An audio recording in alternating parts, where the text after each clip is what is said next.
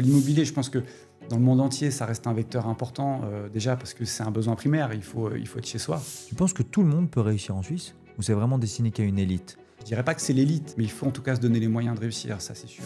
Maintenant, Dubaï, c'est pas du tout la même vie. Et sincèrement, c'est pas celle qu'on recherchait.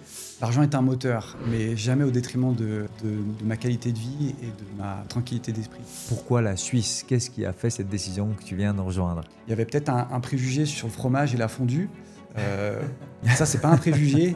Moi, j'ai vu des gens à 30 degrés, à midi, manger une fondue en plein soleil. Bon, alors aujourd'hui, j'ai le plaisir d'avoir un podcast un peu spécial et surtout de le partager avec toi. Simon ou Simon pour les intimes. Simon, c'est ça. Hein, dans l'équipe, c'est comme ça qu'ils t'appellent. Donc Simon, pour la petite histoire, je t'ai rencontré il y a bientôt une année. La première fois qu'on a eu les premiers échanges.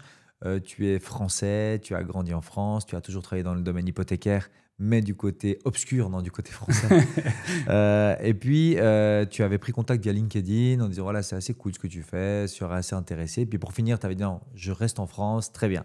Puis tu es revenu quelques mois après en me disant j'ai pris la décision, cette fois-ci, je quitte tout. Est-ce que tu serais toujours ouvert? On a fait plusieurs entretiens. Et puis, pour finir, on a décidé de collaborer. Et donc, tu es dans l'équipe depuis quelques mois maintenant. Donc, je suis très heureux. Mais la première question que je vais te poser, Simon, pourquoi la Suisse? Qu'est-ce qui a fait cette décision que tu viens de rejoindre? Déjà, merci. Merci de m'avoir accueilli. Pourquoi la Suisse? Aujourd'hui, la réflexion qu'on avait eue avec ma compagne, du coup, parce que c'est un projet qu'on a mûri à deux, c'était de pouvoir justement quitter la France d'une part. Et ensuite, c'est poser la question de où est-ce qu'on pouvait aller. On ne voulait pas aller trop loin. Il fallait qu'on parle français. Donc déjà, ça limitait un peu les régions. Et puis la Suisse pour sa qualité de vie, en fait. C'est frontalier. Et puis on a un cadre de vie qui est exceptionnel en Suisse. Donc ça couchait tous les critères pour nous. Magnifique. Tu étais déjà venu avant ou c'était vraiment la première fois là? Non, tu étais déjà venu avant. J'étais déjà passé, parce qu'on a quelques amis qui sont sur le secteur. Donc on avait fait aussi quelques passages à Genève. Donc est-ce que c'est vraiment la Suisse? Je ne sais pas.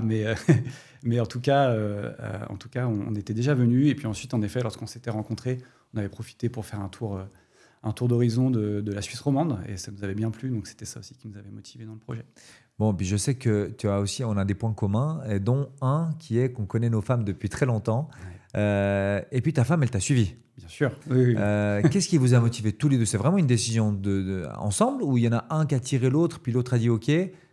C'est une décision commune. Je suis principalement moteur sur cette décision, mais je ne me voyais pas partir seul, bien évidemment. Et l'idée, c'était que ça convienne également à ma compagne. Et en fait, c'est elle, en fin de compte, qui a donné le feu vert en disant « ça y est, je suis prête, on y va ». Ah ouais. Et la raison pour laquelle, vraiment, le déclencheur, c'est pour elle, c'est plus sur la partie professionnelle, où ça n'évolue plus de son côté. Puis elle s'est dit, voilà, il faut un nouvel élan professionnel, et puis on s'est lancé. Bon, puis en plus, maintenant, en quelques mois, vous avez tous les deux des jobs. Donc, vous êtes bien installés, un bel appart, dans une belle région. Donc, franchement, vous êtes contents, quoi. Exactement, ouais, on a eu beaucoup de chance. On est vraiment reconnaissant là-dessus parce que tout s'est dégoupillé de la bonne façon. C'est-à-dire qu'on est arrivé 15 jours plus tard, grâce à ton aide, on a pu trouver un logement qui nous convient parfaitement. Et ensuite, les recherches de Julien ont abouti aussi sur un travail qui lui convient. Donc, c'est vraiment top. On a l'impression que toutes les planètes sont alignées. Donc, voilà, des fois, c'est des signes qu'il faut savoir saisir. Ça, c'est bien. Dans les vidéos qu'on voit sur les réseaux sociaux, tout le monde part à Dubaï. Tu parlais tout à l'heure, ouais, quel pays, il fallait que ça parle français, etc. Il y a beaucoup de Français qui sont expatriés à Dubaï, d'ailleurs. Hein. Pourquoi pas une belle destination comme ça, où il fait plus chaud, où on est plus pépère, et dans un métier de la finance, tu sais que là-bas, tu vas trouver du job, et même ta femme, dans le métier dans lequel elle aurait trouvé assez facilement du job. Ouais, bien sûr. Sans y avoir vraiment réfléchi, on s'est un peu posé la question, parce qu'on voit justement sur les réseaux que beaucoup de gens y vont. Maintenant, Dubaï, c'est pas du tout la même vie. Et sincèrement, c'est pas celle qu'on recherchait. Je te parlais tout à l'heure de Genève. Moi, j'avais passé des entretiens aussi à Genève qui s'étaient bien passés, mais on sait que quoi qu'il arrive, ça n'aurait pas été une destination pour nous parce que c'est une grande ville. C'est pas le cadre de vie au quotidien qu'on recherchait. Et aujourd'hui, installé en Valais, on retrouve un peu notre Bretagne quelque part dans les échanges qu'on peut avoir avec les gens. Et c'était hyper important pour nous d'avoir ce côté ancré territorialement sur le secteur. Justement, en Bretagne, qu'est-ce que tu faisais exactement là-bas? Alors en Bretagne, j'ai un parcours, je ne vais pas dire purement bancaire et courtage, mais ça fait maintenant 10 ans que j'ai bossé donc en banque, où j'ai fait du financement immobilier dès mon arrivée. Le système bancaire en France Et la façon dont on travaille, au bout d'un moment, m'a un petit peu déplu. Je ne me retrouvais plus dans les valeurs de la banque. J'ai décidé de quitter, de démissionner du coup de mon job. Et à partir de là, je suis rentré dans le courtage, du coup, en crédit immobilier. Et je l'ai fait de la façon suivante, c'est qu'en France, on a la possibilité d'avoir un statut quelque part de mandataire. Donc je travaillais pour une enseigne qui est très connue, qui est Meilleur Taux, mais j'avais 100% ma liberté en fait. C'était à moi de m'organiser de la façon dont je voulais, aller chercher mes clients, mes apporteurs d'affaires. Et je l'ai fait ça pendant plus de 3 ans. Je me suis éclaté dans ce métier. Et c'est la raison pour laquelle moi j'ai voulu continuer dans le même métier, c'est-à-dire vraiment faire du courtage dans le financement.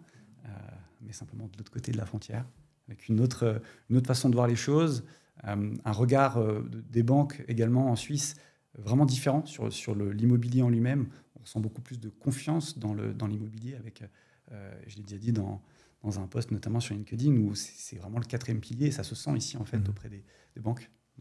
Donc en arrivant en Suisse, tu sens ça. Ouais. Tu sens bien qu'il y a une porte qui peut s'ouvrir et puis que tes valeurs sont réunies pour justement, permettront à nos clients communs de pouvoir justement aller atteindre leur objectif. Et puis, Complètement, on le voit bien. L'immobilier, je pense que dans le monde entier, ça reste un vecteur important, déjà parce que c'est un besoin primaire, il faut être chez soi, et vraiment chez soi, j'entends. Et puis voilà, on sent cette approche, et je dirais encore plus en Valais. Moi, quand je suis arrivé ici, on m'a dit, tu verras, les Valaisans, c'est les Bretons de la Suisse, etc. Et en fait, on retrouve un point commun, c'est qu'en France, de façon générale, mais surtout en Bretagne, on est très attaché à la pierre. Et les Valaisans, je crois que c'est un des seuls cantons où on a plus de propriétaires que de locataires. Donc on ressent vraiment cet ancrage-là, et c'est sympa de retrouver ces valeurs. Est-ce que tu penses, maintenant que tu es en Suisse depuis quelques semaines, quelques mois, tu penses que tout le monde peut réussir en Suisse, ou c'est vraiment destiné qu'à une élite?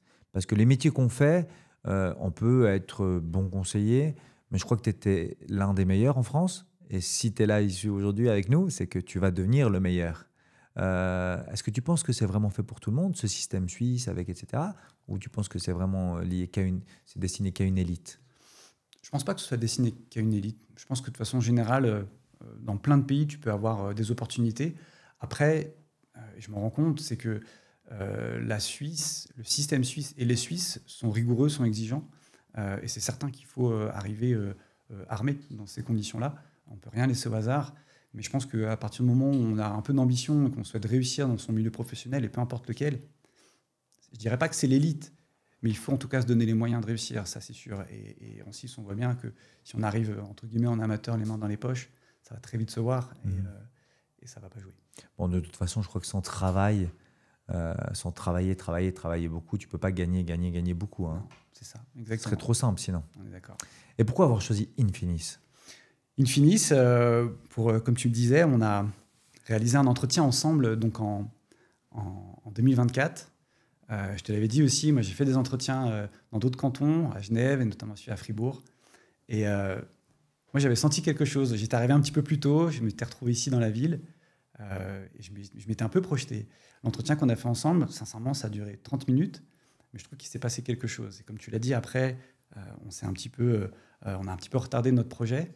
Mais à partir du moment où Julie m'a dit « Ok, c'est bon, on part », tu es la seule personne que j'ai relancée. Parce que pendant tout ce temps-là, je me suis dit qu'il y avait quelque chose à faire. Et c'est marrant parce que quand je suis arrivé ici, je pense que le ressenti que j'ai eu, il était réciproque, parce que une des collaboratrices m'a dit « Mais tu sais, Simon, quand tu as quitté l'agence à la suite de l'entretien, Albert a fermé la porte et a dit « Un jour, on travaillera ensemble ». Ça m'a marqué et ça m'a touché, du coup, parce que je me suis dit « En fin de compte, 30 minutes, mais il s'est passé la même chose ». Et donc, c'est ça qui, pour moi, a fait la différence. Ouais, je le confirme, c'était réciproque. Moi aussi, j'ai kiffé ce moment-là. Bon, maintenant que tu es là, que tu es chez nous, tu es chez Infinis, est-ce que c'est vrai qu'en Suisse, on gagne 3 fois plus qu'en France? Pas tout le monde, mais il y a une part de vérité quand même. Bien évidemment, les salaires sont plus importants. Ça va également aussi avec le coût de la vie, il n'y a pas de secret. La vie coûte plus cher. Mais au-delà de ça, c'est sans doute un cliché que beaucoup de gens ont. Après, on retrouve des gens très simples, des gens profondément humains. Et c'est ça, en fait, qui est intéressant dans notre métier. C'est qu'on ne regarde pas aujourd'hui une fiche de salaire ou une déclaration fiscale. On se rencontre avec le client, on discute de ses projets, et qui gagne 50 000 francs à l'année ou qui en gagne 200, peu importe. En fait, l'idée, c'est de le rencontrer, de faire le tour de son projet et de voir comment on peut l'accompagner. Avant que je parte, j'ai des anciens collègues qui m'ont dit « Ah, tu n'auras pas la même clientèle, etc. » Si, j'ai la même clientèle. Alors bien sûr qu'ils gagnent un peu plus, Mais en réalité, quand on est avec un plombier, une infirmière, un médecin ou autre, ils ont leur domaine de compétences et à nous d'apporter aussi les nôtres pour pouvoir les accompagner. Justement, tu as fait un joli post sur LinkedIn, puisque quand tu viens d'arriver, il fallait quand même te former. Tu as dit à 34 ans, je dois retourner sur les bancs d'école. C'est ça. Alors, quel sentiment tu as? Ça te fait pas bizarre un petit peu de retourner sur ces bancs d'école aujourd'hui? Bizarre, non, mais bon, c'est toujours un peu particulier d'arriver un matin, de poser sa petite sacoche et de s'asseoir et d'écouter quelqu'un pendant toute une journée. Mais je savais que j'allais devoir passer par là. C'est normal. Aujourd'hui, le système, comme on l'a dit, il est différent. J'ai besoin d'avoir justement, d'une part, ces accréditations et surtout de me mettre à niveau aussi sur l'aspect, on va dire, technique du métier.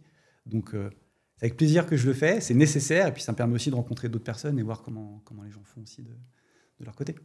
Pour ceux qui sont comme toi en France, qui se posent des questions, etc., quelles étaient plutôt les premières complications que tu as retrouvées pour trouver un job, trouver un job, on l'a vu, mais plutôt pour trouver un logement, ouvrir des comptes en banque, enfin tout l'aspect administratif. Ouais. Explique-nous un petit peu, est-ce que c'était simple pour toi? Comment ça s'est passé? Ça, par chance, était relativement simple. Je pense qu'on est vraiment privilégié dans cette situation pour échanger avec certains, voir aussi sur les réseaux les difficultés que certains peuvent rencontrer. Moi, réellement, comme je le disais, en 15 jours, on a trouvé un logement. 3 mois plus tard, ma compagne a trouvé un métier qui lui correspond vraiment à 100%. Donc, on a eu beaucoup de chance. Mais en effet, en arrivant, on n'est pas sûr. Il faut bien comprendre que quand on a quitté notre région, on avait un logement temporaire. Concrètement, je pouvais dire où j'allais habiter pendant 3 mois. Et après, je ne savais pas. Donc, c'est pas simple. Maintenant, voilà, c'est une réflexion qu'on avait faite ensemble et on avait connaissance de cause. Mais il faut savoir que ça peut durer 3 mois, 6 mois, voire plus. Donc, il faut être prêt. Et clairement, il faut être prêt aussi financièrement parce que forcément, des logements temporaires, ça coûte. Et il faut s'accrocher. Les démarches administratives, c'est carré. Mais c'est peut-être un petit peu plus long qu'en France. On a et encore, quoique, mais on sent quand même qu'il faut vraiment passer toutes ces étapes pour pouvoir obtenir les différentes, comme je dis, accréditations, réglementations, etc. Et puis parfois, on a un peu le sentiment que voilà, c'est le serpent qui se mord la queue, c'est-à-dire qu'on ne peut pas trouver un logement tant qu'on n'a pas de compte bancaire, mais le compte bancaire, il faut une attestation de domicile qui est délivrée si on a un logement. Donc voilà, on jongle un peu entre les deux, mais bon, ça finit toujours par se concrétiser. Ouais, je crois que c'est le plus important. En venant, les Français, enfin dans le monde, on a toujours des préjugés sur les gens. Toi qui étais Français avant d'arriver, tu avais des préjugés sur les Suisses. Est-ce qu'ils se confirment aujourd'hui, maintenant que tu es là? Tu l'as dit tout à l'heure, tu as parlé des revenus. C'était un peu un préjugé qu'on peut avoir. Non, mais c'est vrai que dans l'image on va dire des Français, de façon générale, voilà, la Suisse, c'est le pays des banques. Donc, on pense que tout le monde est millionnaire. Bien évidemment, ce n'est pas le cas. Et comme je l'ai dit tout à l'heure, on a des gens qui sont tout simplement la classe moyenne. C'est absolument pas péjoratif quand je dis ça, mais des gens qui ont tout simplement un métier, qui travaillent. Et puis, voilà, en fin de compte, on a des gens normaux en face de nous. Il y avait peut-être un préjugé sur le fromage et la fondue. Ça, c'est pas un préjugé. Moi, j'ai vu des gens à 30 degrés, un midi, manger une fondue en plein soleil. Donc, à partir de là, voilà, on sent qu'il y a des différences culturelles, et surtout en Bretagne, où déjà, c'est assez rare. Mais là, pour le coup, ça nous a choqué 2-3 fois. On regardait les tables, on se dit, mais ils sont vraiment en train de faire une fondue. Ouais. Ils font une fondue, ouais. Donc, ouais, souvent, moi, ce que j'adore, c'est la raclette. La raclette en été, c'est aussi, parfait. ouais. Mais la fondue aussi, c'est vrai. Qu'est-ce que tu fais maintenant que tu es en Suisse? Tu fais quoi de ton temps libre? Comment est-ce que tu occupes au moment où je te laisse tranquille?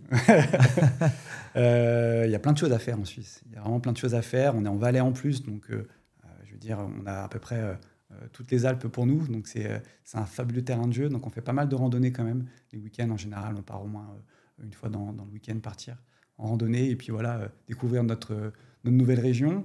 Et puis ça pourrait être un inconvénient pour certains, mais la Suisse, c'est un petit pays et c'est ce qui nous fait plaisir. C'est-à-dire qu'en fait, en 2 heures de route, je ne vais pas dire qu'on peut faire tout le pays, mais on peut faire une grande partie du pays. Donc, il y a plein de villes à faire. Donc, ça permet d'aller en Suisse alémanique et puis voir aussi une autre partie de la Suisse. C'est différent, ce n'est pas tout à fait la même culture. On sent cette différence-là. Voilà, et puis on se balade, on visite, on va laver les bains et puis c'est on cool. se met dans l'eau chaude et puis voilà, donc c'est top.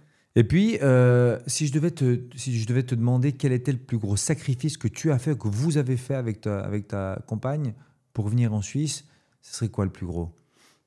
C'est quitter la famille. Ouais. Ouais, c'est quitter nos proches, quitter notre famille, parce que en venant de Bretagne, on est à plus de 1000 km, donc on sait pertinemment qu'on n'a pas la possibilité de revenir en un claquement de doigts, même si on est en réalité pas très loin. C'est ce quotidien-là qu'on a quitté. Ouais. Revenons un petit peu aux finances. Si je devais te demander aujourd'hui la plus grande erreur financière que tu as fait, le plus mauvais investissement que tu as pu avoir. J'en ai honnêtement pas vraiment fait. Mhm. J'ai toujours été assez précautionneux avec mon argent, avec mes revenus. Maintenant, je pense que s'il y en avait une, ça serait peut-être de ne pas avoir démarré plus tôt. Je dirais. Toi qui nous regardes aujourd'hui, si tu as des questions sérieuses ou un projet en cours, n'hésite pas, fonce, c'est le moment. Tu trouveras tous les liens en bas de cette vidéo pour poser des questions et on va te répondre très rapidement. Alors maintenant, c'est à ton tour, passe à l'action. Mais est-ce que l'argent pour toi c'est un moteur ? Est-ce que tu te dis que tu préférerais gagner beaucoup mais pas être heureux dans ton job ? Ou est-ce que tu préférerais justement privilégier être heureux et puis peut-être gagner moins ? L'argent est un moteur, mais jamais au détriment de ma qualité de vie et de ma tranquillité d'esprit. Moi, pour rien au monde, j'arrive au travail avec le moral dans les chaussettes. C'est absolument pas quelque chose qui m'intéresse. Et je pense qu'il y a tout à fait moyen de combiner tout simplement être heureux et bien gagner sa vie. Je te l'avais dit quand on a échangé aussi sur mes premiers mois. Moi, voilà, j'essaie d'arriver ici, mettre un peu la banane à tout le monde, sortir une ou deux, trois blagues pour rigoler. Et puis voilà, je pense qu'on peut travailler en étant sérieux, mais tout en prenant du plaisir aussi, et puis avoir des moments de détente avec l'équipe, c'est hyper important. Non, puis ça se sent. C'est bien d'avoir quelqu'un comme toi dans l'équipe. Je vais rebondir pour te demander quel est ton plus grand rêve. Un que tu avais déjà au départ et puis qui n'est pas encore concrétisé, ou peut-être un qui est arrivé dernièrement. J'en avais un. C'était pas mon plus grand rêve, mais j'en ai déjà parlé. Moi, je suis supporter de Liverpool et j'ai eu la chance d'aller voir un match à Anfield. Donc, c'était vraiment une superbe expérience. J'ai partagé ça avec Julie, c'était top. Bon, je sais que tu es supporter de City, mais bon, comme quoi on peut quand même s'entendre.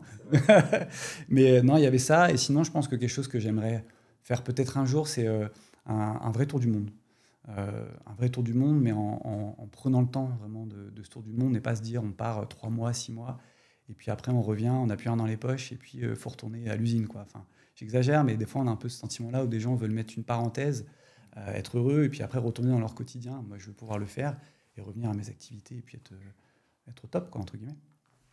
Et à ton avis, Simon, est-ce que le succès, c'est plus du travail ou c'est plus de la chance ?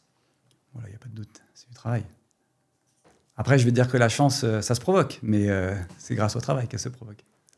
Ouais, je suis assez d'accord avec toi. Et dans 10 ans, tu dois où ? Il faut que je dise en Suisse, parce que sinon tu vas me taper sur les doigts. Mais non, mais dis-le, franchement. Non, vraiment, aujourd'hui, bon, après, c'est tout récent et c'est compliqué de savoir où je serai, de se projeter. Mais en tout cas, dans la tournure que les choses prennent ici, il est très probable qu'on puisse être toujours en Suisse. Et puis, à tes côtés, sincèrement, aujourd'hui, moi, l'entreprise dans laquelle je suis et travailler à tes côtés, c'est ce que je recherchais, c'est ce qu'on s'était dit, et je vois que c'est exactement ce que j'ai aujourd'hui. Donc, ouais, bien sûr, si on peut développer ensemble l'activité, ce sera. On se donne rendez-vous dans 10 ans dans ce podcast, ça va être incroyable. Et puis, du coup, si je devais te demander qui est la personne qui t'inspire le plus ? On a tous des inspirations, un peu des modèles. Je dirais que j'en ai deux. Sur le côté sportif, moi j'aime beaucoup Mohamed Ali. C'est quelqu'un qui a marqué son siècle, voire plus, sur l'ère du sport, mais aussi pour ses convictions personnelles. Sans m'étaler là-dessus, il a toujours respecté ses convictions, et c'est quelque chose que j'apprécie beaucoup. Et sur plutôt l'aspect, on va dire, business, c'est Arnold Schwarzenegger. Je ne suis pas culturiste, j'ai littéralement vu aucun de ses films, mais j'ai lu sa biographie et elle est littéralement incroyable. En fait, c'est le rêve américain. C'est un immigré qui est arrivé aux États-Unis avec pas un sou en poche, qui parlait pas la langue, et puis qui a fini par être acteur, bodybuilder. Bon, c'est une parenthèse, mais en tout cas, il a été le champion de son activité et par finir par être gouverneur d'un des plus grands États des États-Unis. Donc c'est une carrière vraiment incroyable. Et j'invite vraiment tous les gens à lire son livre parce qu'on se rend compte que, à part se mettre des freins, en réalité, tout est possible, quoi.